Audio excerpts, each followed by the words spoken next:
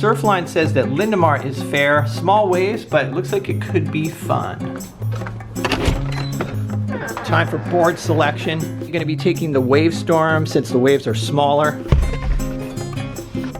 So cold and gloomy February morning here. Gonna try to make the most of the day. Gonna go surfing, then gonna meet Tad and Sophie at Graywell Cove for some plein air painting. I'm hoping this rain will stop within the next hour or so. Fingers crossed.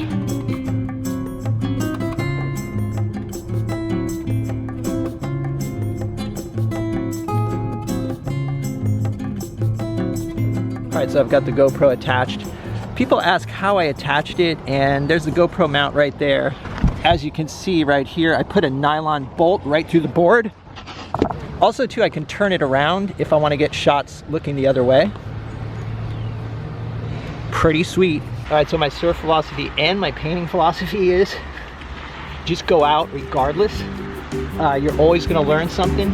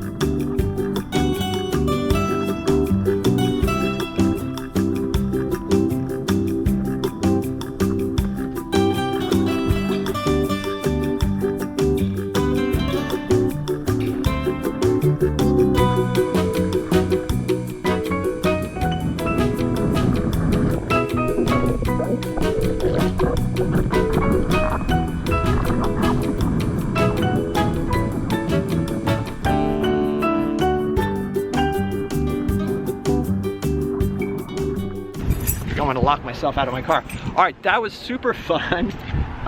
It was better than I expected. Always is. People, you know, when Surfline says it's small, there are always waves to be had. Some of them were decent size. All right, Sophie canceled because it's kind of drizzling, but I'm running late and I can't communicate with Tad because Graywell Cove is off the grid.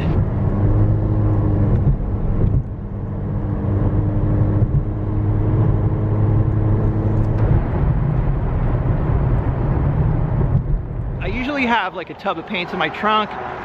For some reason I brought them in the house, so, and actually Tad did the same thing, right Tad? Yeah, didn't bring extra. So I'm just gonna have to make do with whatever's on the palette. We're just keeping it positive and we're pushing forward. Under these trees it feels like pretty protected. Oh, yeah. Not even that heavy of a... No, it's more like a mist, right? Yeah, yeah. Look at that. I mean, that's beautiful right there. The color is just gorgeous, yeah?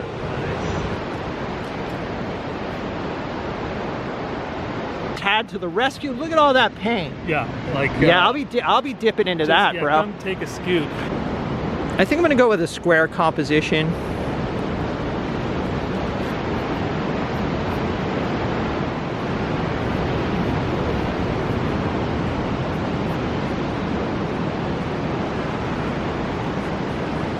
All right, so here's the arrangement of shapes. We got the cliffs here, which I've shortened. They would actually run off the top. There's been some really nice color in the waves out in the distance. So I'll probably incorporate some waves out there. Obviously a nice whitewater pattern, kind of in an S like this maybe. You can kind of see it, maybe the white coming around the corner and like that, and then along the beach. Tad has a sketch worked out. Let's take a look. Oh, cool. Yeah, so you did like a no-tan type study? Yeah, so I've got a Sharpie, and then I've also got a mid-tone? A 5 out of a scale of 1 to 10, you know? So dark, a light, and then a mid-tone just to get a real general picture.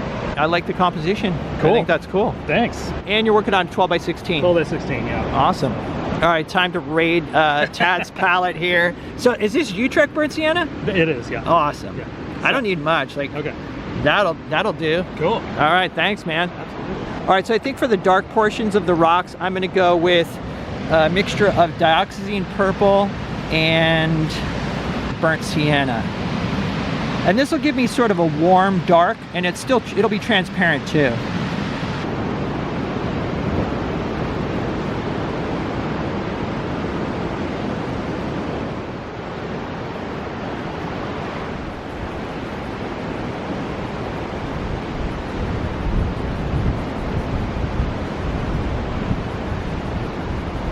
So I've started blocking in the darks here. And the one thing that I think is really interesting is I used to generalize when I would do, you know, say where the water would meet the rocks. I'd kind of just do a bunch of straight lines. What I'm finding is that it's really nice to have these very irregular shapes. So now I kind of enjoy spending the time sort of depicting these little irregularities.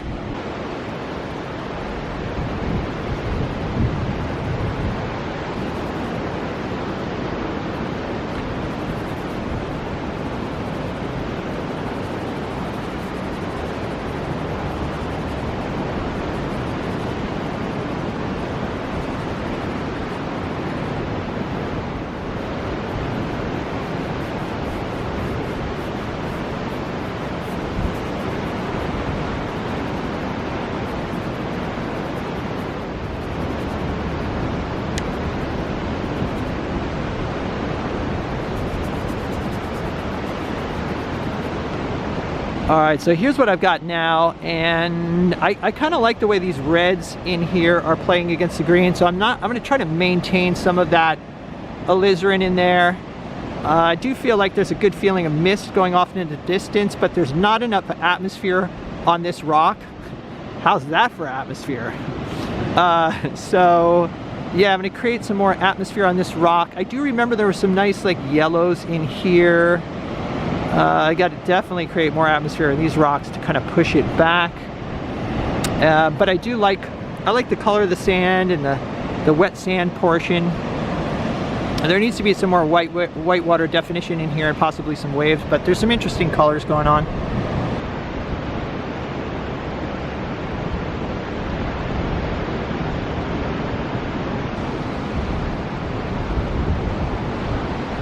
Okay, so I'm going to stop here. There are little bits of sort of reddish or orange color, and so I tried to incorporate that into these cliffs here, kind of exaggerating and pushing it so that they're more saturated in the foreground, and then as they get out towards the distance, then kind of, you know, grade them down a bit. Also tried to get some atmosphere in the water.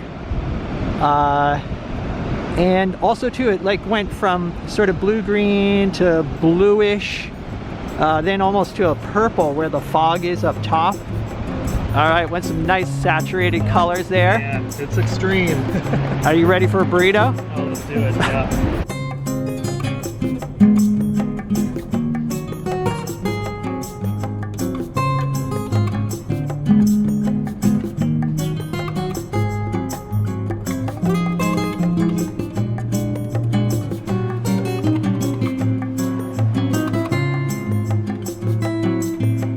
The weight test. Yeah, it's definitely a bomb. Substantial, yeah. Yeah, how about yours? Is it heavy? Cool.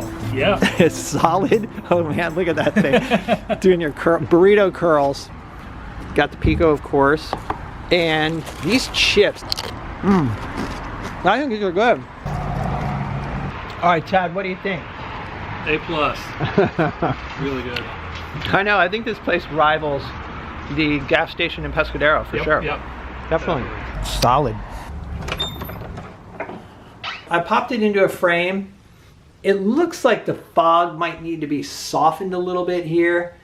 Really difficult to paint fog, actually. You know, especially if you want to keep brush strokes in there. But there was this kind of fog high up on that hill.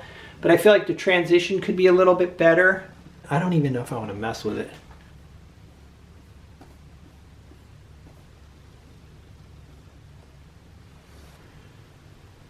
Maybe a little better. All right, so challenging conditions today, but it's always good to get out and paint. I had a great time. I'm glad Tad was game to get out and paint as well. And thankfully he had extra paint on his palette. I will link Tad's information in the description below. Also, if you'd like to see extra videos and help support the channel, there's a Patreon link in the description. Other than that, stay creative, and I'll see you guys in the next video.